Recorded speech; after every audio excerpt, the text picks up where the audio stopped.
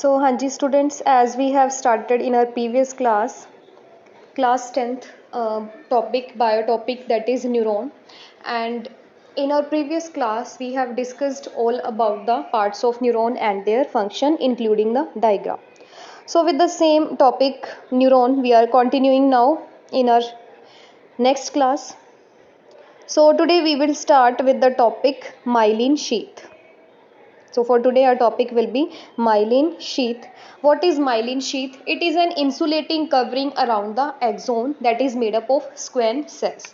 Myelin sheath is an insulating covering present around the axon and it is made up of squamous cells. Let's see in the diagram.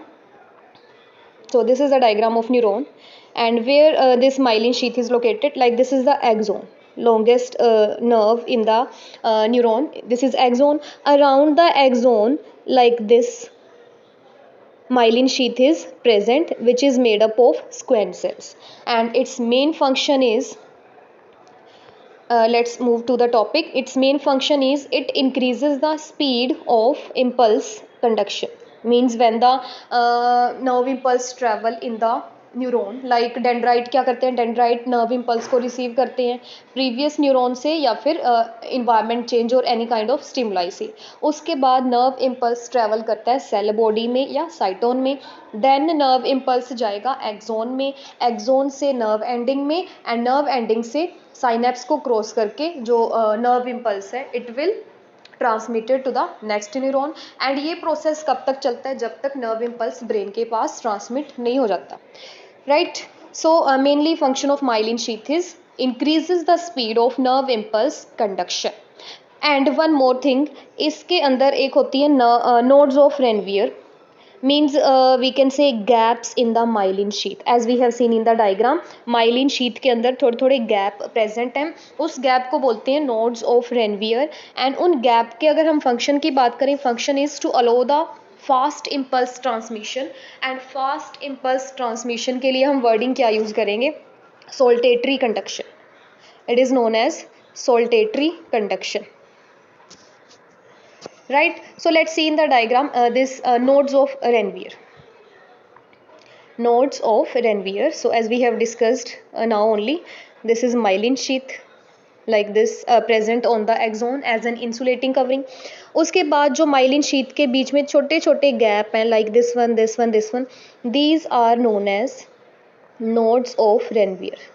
These are known as nodes of Renvier. And function इनका same रहेगा, that is to increase the speed of nerve impulse. Function of nodes of Ranvier will be same. It increase the speed of conduction of nerve impulse. Right.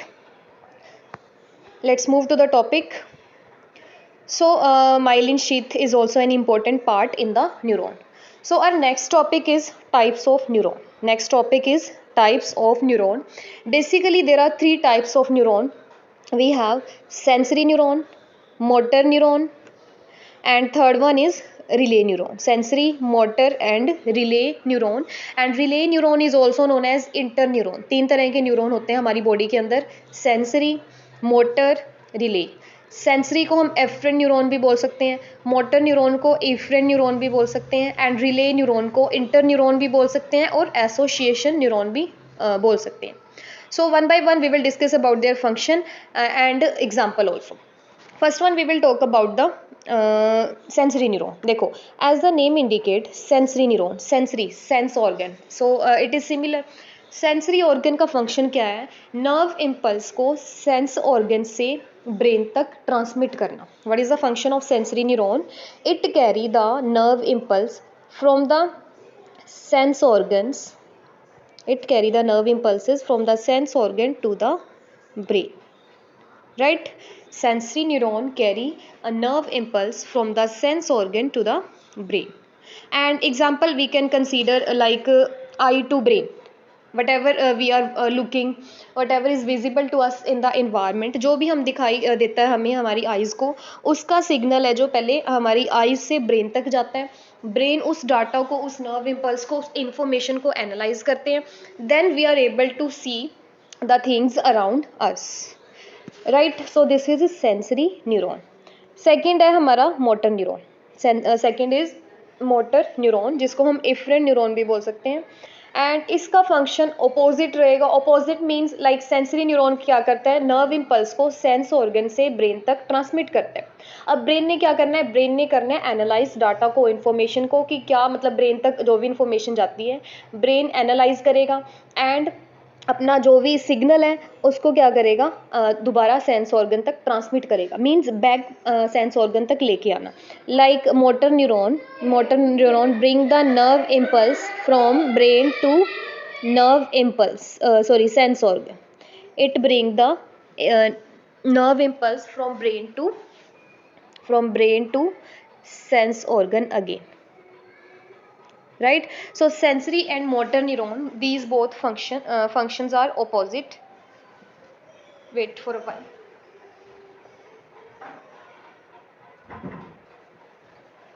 हाँ जी.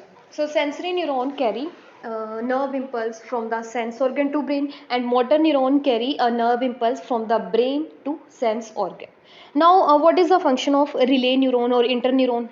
इसका का function क्या बचेगा अब, मतलब जब सेंसरी न्यूरॉन से ब्रेन तक कोई भी नर्व इम्पल्स ट्रांसमिट करता है उस टाइम मोटर न्यूरॉन और सेंसरी न्यूरॉन को जो ज्वाइन करने का काम, एसोशिएट करने का काम करता है, that is done by relay neuron, जो कि CNS में पाया जाता है। What is CNS?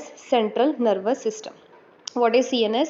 Central nervous system. इसके अंदर रिले न्यूरॉन जो है फाउंड होता है।